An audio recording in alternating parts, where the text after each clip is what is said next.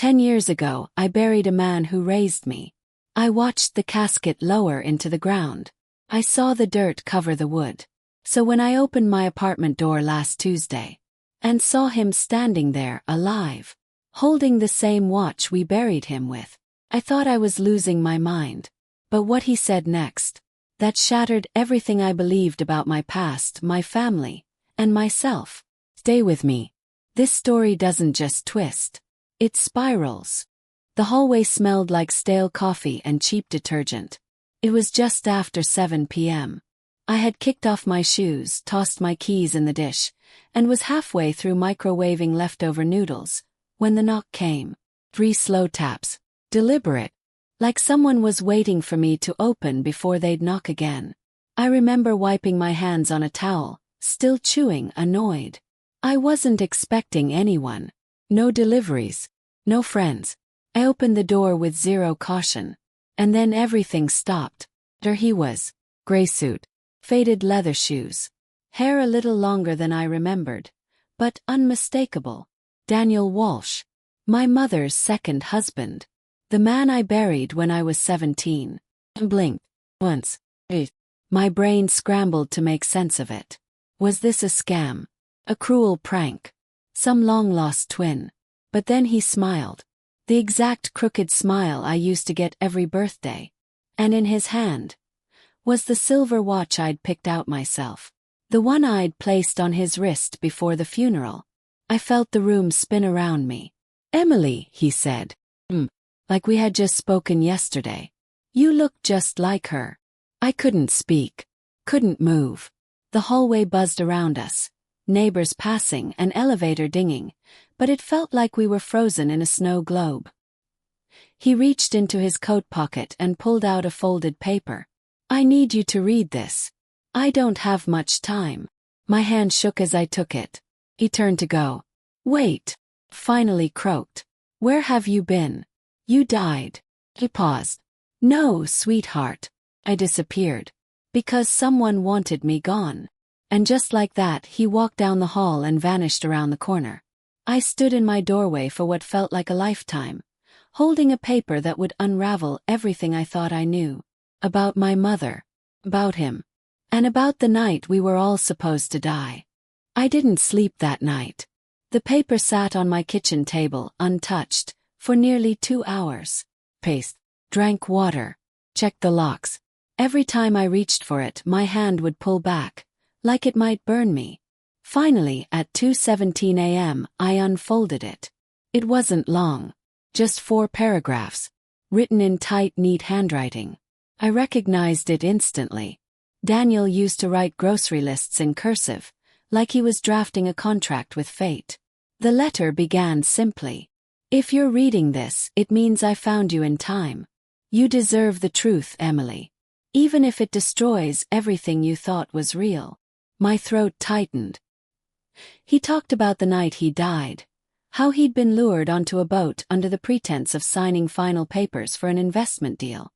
But there was no deal. There was an overdose. Body swap. A fake ID placed on a real corpse. And a fire set intentionally to erase every trace. I dropped the paper halfway through. I remembered that fire. It was all over the news. My mother said Daniel had gotten drunk and capsized the boat. Closed casket funeral. I wasn't allowed to see his face. I cried for weeks. And then not at all. The letter continued. "I didn't run because I wanted to. I ran because if I hadn't, you and your mother would have been next." My skin prickled. The people I was involved with, they don't forget. They don't forgive. And now, they're watching again. "I came back because I heard your name. I heard it in a room it never should have been spoken in." Froze. What room? Whose voice? What the hell had I gotten pulled into? At the very bottom of the letter, he'd written one final line. "Go to the storage unit in Rainier Valley. Use your mom's birthday as the code. Everything starts there." Rainier Valley. That was 20 minutes away. But suddenly, it felt like the ground beneath my apartment had cracked open and a trapdoor was waiting. The microwave beeped. Cold noodles. I stared at the letter, then at the window. A man I buried had just told me to dig. And something in my gut said, whatever was waiting in that storage unit was never meant to see the light of day. It was still dark when I parked outside the storage facility. The sign buzzed above me in flickering red. Rainier Valley Lock and Store. No security guard. No cameras I could see. Just rows of metal doors lined up like coffins. Unit 107. That's what the letter said. I punched in the code 05-13. My mother's birthday. The keypad blinked green. The latch clicked. My heart pounded like a war drum. Was I about to find files? Weapons? A body? Every worst-case scenario ran through my head. The door groaned as I lifted it, and the cold metallic scent hit me first. Like rust, and dust. And something old that had been waiting. Inside was a single chair, filing cabinet, and a dusty leather duffel bag with my name taped to it. Froze. The cabinet was locked with a standard keyhole. The bag was not. I unzipped it slowly. Inside, 3 old cell phones, a photo album wrapped in plastic, and a small voice recorder with a yellow post-it on it. Play me first. My fingers trembled as I pressed play. Daniel's voice crackled through the speaker. Tired, quieter than I remembered. Emily. If you're hearing this, I'm probably gone again. Or worse. Everything in this unit connects back to 2004. That's the year everything changed. Your mom. She wasn't just a nurse. She worked for them. I sat down hard on the concrete floor. What did that mean? She was their eyes inside Harborview Hospital. She passed information about patients about transfers. Most of the time she thought it was harmless. Until it wasn't. The audio clicked. Then continued. When she tried to leave, they came for me instead. That's when we faked it. The death. The fire. It was the only way to keep you safe. Tears blurred my vision. All this time I thought she was just a tired, overworked woman trying to make ends meet. I had no idea she'd been caught in something bigger. Something lethal. Then the final part of the recording. Inside the cabinet there's a red folder. Don't take it home. Don't open it in public. If anyone sees you with it, burn it. I stared at the locked cabinet. The key was taped to the underside of the chair. Old school. Mark. I unlocked it and pulled out the red folder. On the front, a name I didn't recognize. Project Beacon, Phase 3. Approved signatories. Government seal. Top corner. I'd seen enough movies to know this wasn't just family drama anymore. This was federal. I slammed the cabinet shut, locked the unit, and ran out like the walls might collapse. In my car, I placed the red folder in the glove box and locked it. My phone buzzed. Unknown number. No caller ID. I let it ring. Once. Then a text came through. You're too late. We know what he told you. Leave Seattle. Or next time, it won't be just a warning. I didn't drive home right away. I turned off my phone. Pulled into a random parking garage downtown. Sat in the dark with the engine running. The red folder still locked in my glove box. My hands wouldn't stop shaking. Whoever sent that text. They knew where I was. They were watching. And worse, they weren't bluffing. A second message came through, this time from an email address with a string of numbers. No subject. No body. Just an attachment. Photo. Of me. Standing outside the storage unit. Looking over my shoulder. I couldn't breathe. They weren't just watching. They were recording. Tracking. For the first time since this started, I felt like prey. I drove to a gas station an hour away. Bought a burner phone. Called the only person I could think of. Marcus Reed. An investigative journalist my mom once mentioned when she thought I wasn't listening. He picked up on the third ring. Reed. Hi. I don't know if you remember Amanda Parker. She used to be a nurse at Harborview. Dead silence. Are you her daughter? Yes. You need to get off this line. Blick. He hung up. Not what I expected. I sat in the car for another 20 minutes, debating whether to call back.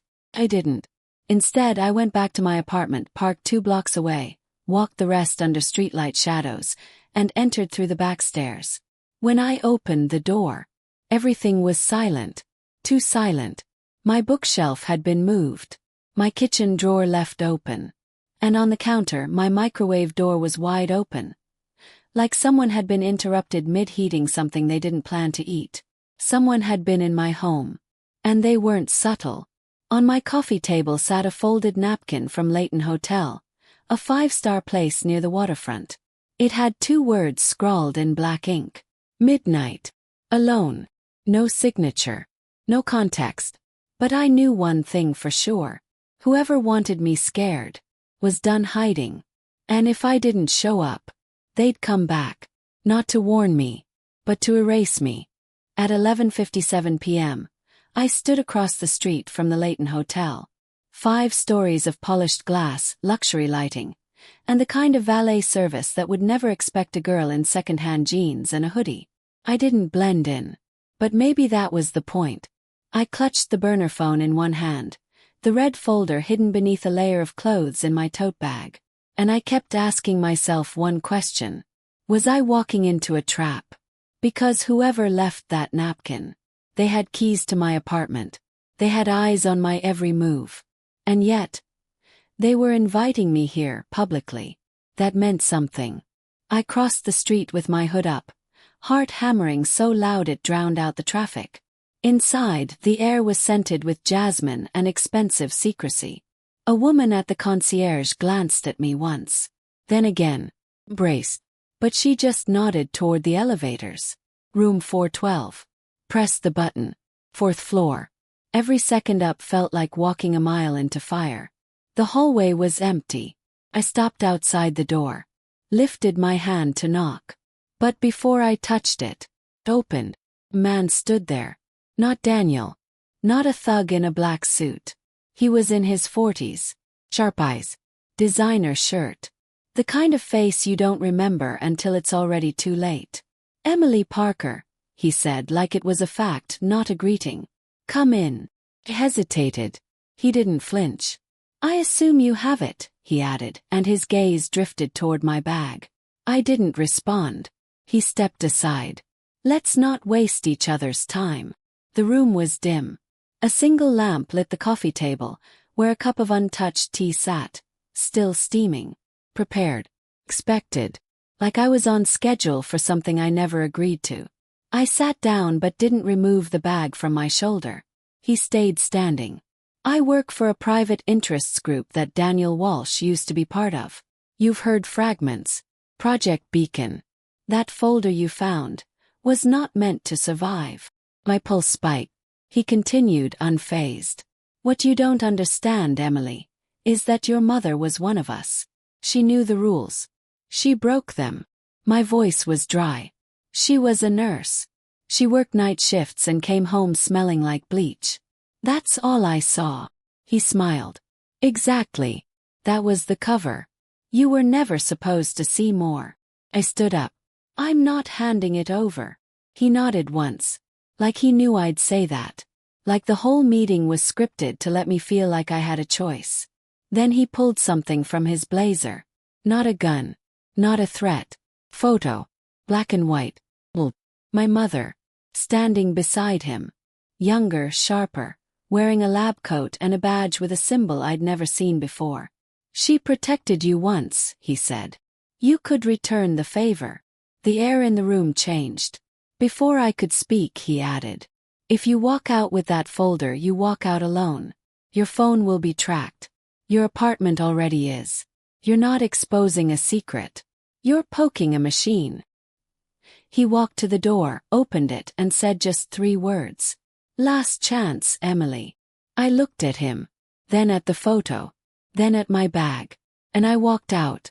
Not because I was brave. But because something in my gut said. If they were willing to ask nicely, they were probably planning something much worse next. I didn't go home that night. After leaving the Leighton, I drove. No destination. No plan. Just empty streets, glowing traffic lights, and the kind of silence that makes you second-guess every decision you've ever made. I ended up in the hospital parking lot. The one where Mom used to work. Harborview. I sat there for over an hour watching night shift nurses walk in and out, wondering which of them knew her. Which of them had smiled to her face, and maybe helped cover something up behind her back. When the sun finally came up, I drove to Marcus Reed's office. I didn't call ahead. I just walked in with the red folder clutched to my chest like it was a newborn or a bomb. He looked up from his desk, still the same gruff man who hung up on me 12 hours ago. But this time he stood. "You kept it," he said quietly. I dropped the folder on his desk. "I need help." He opened it slowly. "Read a few lines. Then stop." "I've seen this before," he muttered. "Different version. Less direct. No names." He looked at me, and for the first time he looked scared. "Emily, this isn't just classified. This is the kind of thing that erases people." He nodded. "They already tried." And right then, like fate wanted to prove the point, his office window shattered. Glass everywhere. A bullet lodged in the wood just inches from my face. We both hit the floor. "Get down!" Another shot. This time lower. Closer. We crawled into the hallway, hearts pounding like war drums. Marcus pulled me into a janitor's closet and slammed the door shut. Breathing in the dark. No words. Just adrenaline. When the shots stopped and the police arrived, I knew one thing with absolute clarity. They had stopped asking. Now they were eliminating. The police report said it was a random act of vandalism. Marcus laughed when he read that. A short, bitter laugh. "You don't shoot through reinforced glass with a rifle for fun," he said. "They're scrubbing the story before it starts." We both knew the truth. That wasn't a warning. That was an execution attempt. And I had survived it by 3 inches. After the dust settled, Marcus gave me a choice. "You can go home, pretend this never happened, and pray they lose interest. Or you disappear now. Your call." I didn't hesitate. By 4 p.m. that day, I was in the back seat of his rusted-out Subaru, driving south along I-5 with only a backpack, a fake name, and the contents of that red folder now uploaded to 3 separate encrypted drives, each one hidden in a location only I knew. I watched the Seattle skyline shrink in the distance. My entire life. My apartment, my job, my plants, my coffee mug with the chipped handle. Gone in a rearview mirror. The motel Marcus dropped me at was 2 towns over. No cameras. Hush only. Smelled like bleach and old secrets. He handed me a burner phone, a manila envelope, and a map. "Memorize the route to the safe house. Burn this after." Then he paused. Looked at me like I was someone who just got drafted into a war she didn't sign up for. "They're not just covering up crimes, Emily. They're protecting a system. And that system knows who you are now." He nodded. I wanted to cry, but my body was too alert for weakness. I had crossed the line where tears meant nothing.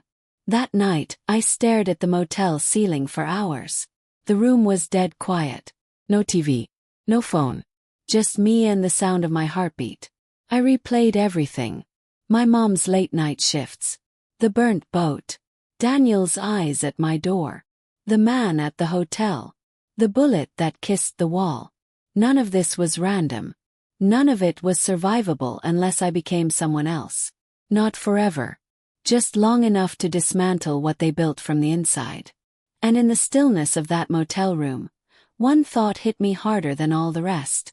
They erased Daniel. They buried my mother in secrets. And now, they want to write me out too.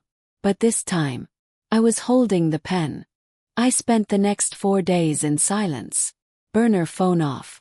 Curtains drawn. Every sound outside made my heart stutter. But I wasn't hiding. I was building something. Marcus had taught me the rules of information warfare. If I wanted to stay alive, I needed leverage. And leverage meant exposure. So I created a ghost. A new identity. Literally. No photos, no names. Just one voice. I called it Project Recoil. A private blog, buried behind multiple VPNs, encrypted. And in that blog, I uploaded one piece of the red folder each day. Heavily redacted, no names. Just enough to rattle cages.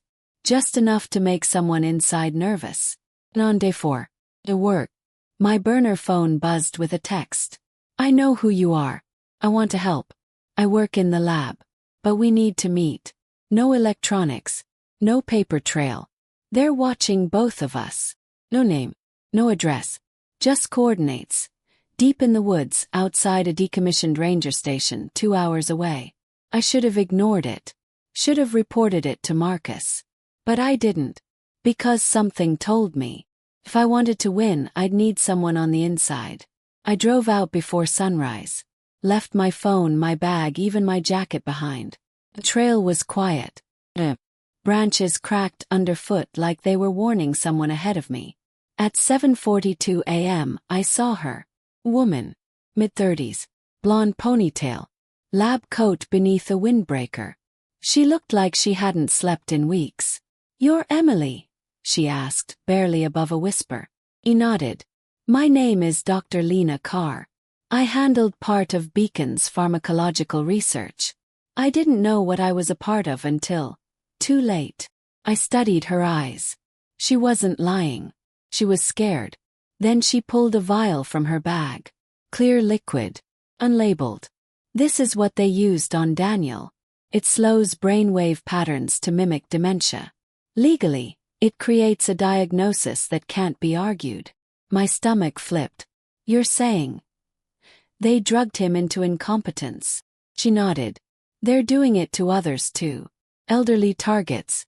Wealthy. Ones who rewrite wills. Ones who suddenly grow a conscience. I stared at the vial. Do you have proof? I have everything, she said. But I need protection. If they find out I spoke to you. A branch snapped behind us. Too loud. Too close. Lena froze. We need to go. Now. We ran. Back through the woods. Branches whipping our arms. Every breath a warning. Back at the road, my car was gone. Tires slashed. Windshield cracked. And sitting on the hood. A single bullet. Just like the one from Marcus's window. Underneath it. Photo. Of me and Lena. Taken just minutes ago. They knew. They were watching again. But this time. I had their poison. And a witness. And for the first time since this all began. They weren't the only ones holding power. We didn't go back to the motel. Lena led me to a cabin she kept off-grid. Solar power, no Wi-Fi, no phone lines. She'd been preparing to run long before she found me. Inside, she bolted every door. Then locked her laptop into a Faraday bag. Her hands never stopped shaking. I used to think I was helping people, she said. Treatments for memory loss. Sleep disorders. Brainwave therapy. But the funding, the names behind the funding. None of it was clean. She pulled out a flash drive from a hidden compartment in her duffel. Everything's here. Documents, internal emails, test results, trial names, the side effects, the real use cases. They weren't trying to cure anything, Emily. They were perfecting silence. She plugged it in. On the screen, patient files. Dozens. Faces, ages, medical histories. Every single one. Someone wealthy, elderly. And now legally incapacitated. I recognized one of the names. Senator.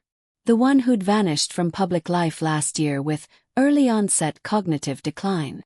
I believed it. We all had. Till now. I scrolled further. There was one file labeled. Amanda Parker. Deceased. My mother. Click. Her face stared back. But the data didn't make sense. She wasn't listed as a patient. She was listed as a handler. Tier 2 clearance. Project Beacon liaison. Internal note. Asset compromised after breach with subject DW. Daniel Walsh. I leaned back, cold in my chest. Your mother was in deeper than I thought, Lena said softly. But I don't think she agreed with what they were doing. Her record ends abruptly. No exit paperwork. No transfer. I swallowed hard. So she didn't just die. She disappeared. Lena nodded. Like the rest of them who tried to leave. Then she showed me the final file. The one she hadn't dared open until now. Signatory list. Phase 3 approvals. I scrolled. Most names meant nothing to me. Until I saw one. Marcus Reed. My breath caught. I stared again. There was no mistaking it. Marcus. The journalist who helped me escape. The one who taught me to hide. The one who told me where to go. I stood up. No. It's a mistake. He almost got shot with me. He gave me a burner phone. Lena interrupted. That phone. Pinged your location. I ran it through a scanner last night. It's not encrypted. It's a tracker. I felt my stomach drop. The motel. The drive. The storage unit. He hadn't been protecting me. He'd been logging my every step. I grabbed my coat. I need to find him. Lena grabbed my arm. If you confront him now, they'll know you know. We need proof. We need to trap him in the act. I pulled away, chest heaving. No. We need to stop pretending this is a game. Because if I let them control the board any longer, I'm going to end up like my mother. And then I left. Because if Marcus was part of Project Beacon, I wasn't just being watched. I'd been handled. I drove back to Seattle under gray skies and rising nausea. Every exit I passed felt like a chance to turn back. But I didn't. Because if Marcus Reed was what Lena said he was, then I had just handed a monster the keys to my survival. I didn't call. Didn't text. Just walked straight into his office around noon. Same old building, same creaky stairs. Same framed awards on the wall about truth and transparency. When I knocked, he looked up from his desk, surprised but not alarmed. "Emily," he said. "You're okay." I stared at him. Hard. "I need to talk. Alone." He nodded. "Of course." He stood up, locked the office door, and gestured to the chair across from him. I didn't sit. Instead, I dropped the burner phone onto his desk. "The one you gave me." His brow twitched. "What about it?" "I had it checked. Pings my location every 10 minutes. Has no outbound encryption. It's a surveillance tool." He didn't flinch. "Who told you that? Does it matter?" He smiled. But it didn't reach his eyes. "It matters a lot, actually." I stepped closer. Lowered my voice. "Was any of it real, Marcus? The shooting? The safe house? Or did you just want to control the story before it got out?" He sighed. "Cut back down. You're smarter than they gave you credit for." That sentence shattered something inside me. I took a step back. Hands clenched. "You've been playing both sides this whole time." He shrugged. "I did what I had to. Project Beacon doesn't just bury secrets. They erase bloodlines." I wanted to scream. To throw something. Cry. But I didn't. Because then he added. "Your mother was marked the day she tried to protect Daniel. You were never on their radar. Until that night you opened the storage unit." I stared. "You were watching. I was assigned to keep you contained, Emily. I thought you'd be quiet. But you weren't." He stood up now, closing the space between us. "You think you're going to publish this? Expose all of it? The trial data, the patient files, Lena's statement." He leaned in. "They'll kill her. They'll kill you. And they'll do it in a way no one will ever question." Then he stepped aside, unlocked the office door and said calmly, "Last warning. Walk away. You're not ready for war." I looked at him one last time. "You're right." He blinked. "I'm not ready for war." I stepped out, turned back halfway and smiled. "But I'm not walking alone anymore." And I left. Not because I had a plan yet, but because I had rage. And rage has a way of rewriting endings. We didn't go to the police. We didn't go to the press. We went to the people who still remembered how to fight dirty. And for the right reasons. Lena had a contact. An ex-NSA cryptographer who'd vanished off the grid in 2017. She called him Noah, but I'm not even sure that was his real name. He agreed to meet in person, inside an abandoned subway terminal beneath the city. Cameras blind. Cell signals dead. Felt like stepping into a spy movie. But it was very, very real. Lena handed him the drive. He didn't say much. Just plugged it into a battered laptop covered in electrical tape. Within minutes, he was scanning lines of code and metadata like he was reading a bedtime story. "This is deep," he muttered. "Military-grade encryption. Internal routing paths. But they made a mistake. They used federal channels to reroute private assets." He looked up. "That's treason." Lena and I exchanged a glance. Noah leaned back and said the words we were waiting for. "We go public." Wait. Yes. Irreversible.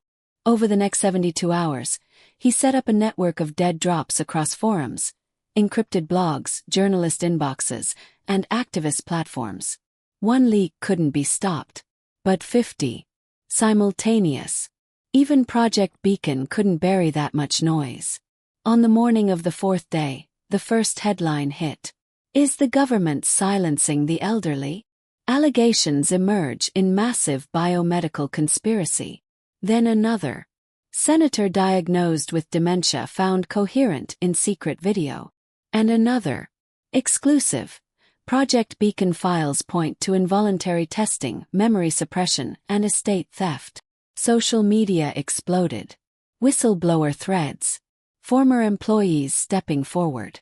Anonymous patients' families telling their stories. It was happening. The system that once erased people was now being peeled open. But it came at a cost. At 2:14 a.m. my burner phone buzzed. Single text. "She's gone. Lena." She never came back to the safe house. I tried calling Noah. No response. I drove to the last location we used. Me. Except for one thing. A piece of her scarf. Caught on a fence. Blood on the fabric. Not much, but enough. And taped to the cabin door. Photo. Me. Sleep. Taken the night before. They knew where I was. They knew where she was. But they didn't know one thing.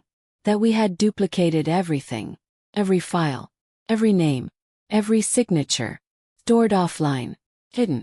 And one final envelope, addressed to the Senate Oversight Committee, was already en route. Even if I disappeared, the truth wouldn't. And that's when I realized. They were no longer hunting me to protect secrets. They were hunting me out of fear. Because for the first time in their carefully manufactured history, someone had turned the lights on. The subpoena arrived 2 days later. Hand-delivered. No return address. Just a single line in bold at the top. "You are requested to appear before the Senate Subcommittee on National Ethics and Intelligence." I didn't flinch.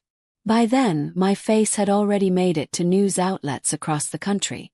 My name, once buried beneath shift schedules and forgotten birthdays, was now everywhere. But it wasn't about recognition. It was about the moment they'd have to say my name, out loud, in the record. A name they had once tried to erase. The courtroom was colder than I expected. Sterile walls. Rows of suited men and women behind microphones. Flashes from press cameras just outside the glass. They called me up. "Emily Parker. Please state your name for the record." I did. Voice calm. And steady. Then I opened the envelope. Inside. A notarized statement from Lena Carr, written the night before she vanished. A printed transcript of the drive. A photograph of my mother's file. And a final note from Noah. "This is your voice. Make it heard." Took a breath. And I spoke. About Project Beacon. About the drugs. About Daniel Walsh. About Lena. About Marcus Reed. And about my mother. About how a nurse who believed she was saving people got pulled into a nightmare. Then disappeared without a trace. I told them about the photo. The vial. The scarred fence. The way it felt to be hunted in a country that promises protection. I told them everything. And when I finished, there was no applause. No gasp. Just silence. Then one senator, an older woman, looked me dead in the eyes and said, "Ms. Parker, do you have any proof that your mother was murdered?" Pause. Held up the scarf. Bloodied. No. But I know what silence looks like. And I've spent my entire life surviving it. 2 weeks later, the committee released a statement. Project Beacon has been referred for federal investigation. All associated medical testing is hereby suspended. Relevant individuals will be subpoenaed. They didn't say guilty. They didn't say sorry. But they said something. And in a system built on secrets, that was a crack in the wall. I returned to Seattle 6 months later.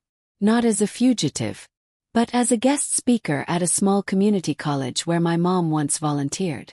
The subject: ethics and invisible power. I stood in front of students, some sleepy, some skeptical, and told them a story. Not about spies or conspiracies, but about a girl who helped an old man on the sidewalk and discovered the entire system that tried to bury him. Power doesn't always come with badges or boardrooms. Sometimes it comes from refusing to stay quiet, from asking questions no one wants answered, from surviving long enough to speak when others can't. And if you've ever been made to feel small, just know this: a whisper at the right moment can be louder than a scream. My name is Emily Parker. I wasn't supposed to matter, but now they have to say my name on record. If this story resonated with you, leave a comment. Tell us, have you ever had to heal without an apology? And what gave you the strength to keep going anyway? Speech balloon, you never know. Your words might be exactly what someone else needs to hear today. Bell, like, subscribe, and share if you believe in turning pain into power. And remember, your story isn't over. It's just beginning.